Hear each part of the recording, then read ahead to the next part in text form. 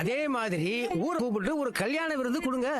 அன்னைக்கு அங்காளி பங்காளி, மாமன் மச்சன, தெரிஞ்சவன் தெரியாதவன், உறவுக்காரன் உறவு இல்லாதவன், எதிரியா இருந்தாலும் சரி, ரோட்ல போற ஒரு சாதாரண ஆளா இருந்தா கூட அவங்கள கூப்பிட்டு வீட்டுல எல்லாரும் உட்கார்ற இடத்துல அவங்கள சமபந்தியா உட்கார வச்சு இவங்க கையால சாப்பாடு போட சொல்லுங்க.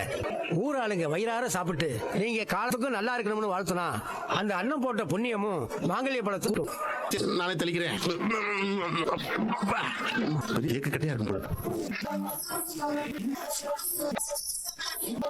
ஓகே தானே? சரி வரணுமாம்மா? சரிங்க. சரிம்மா வரணுமா? சரி சரி மாப்பிள வரேன் வரேம்மா. சரிங்க.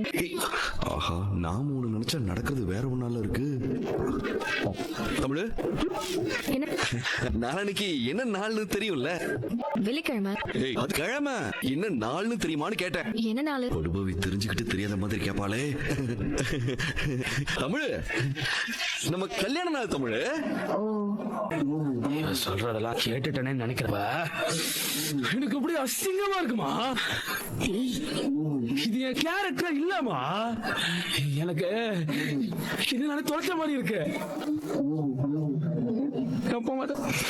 நான் போக மாட்டேன்.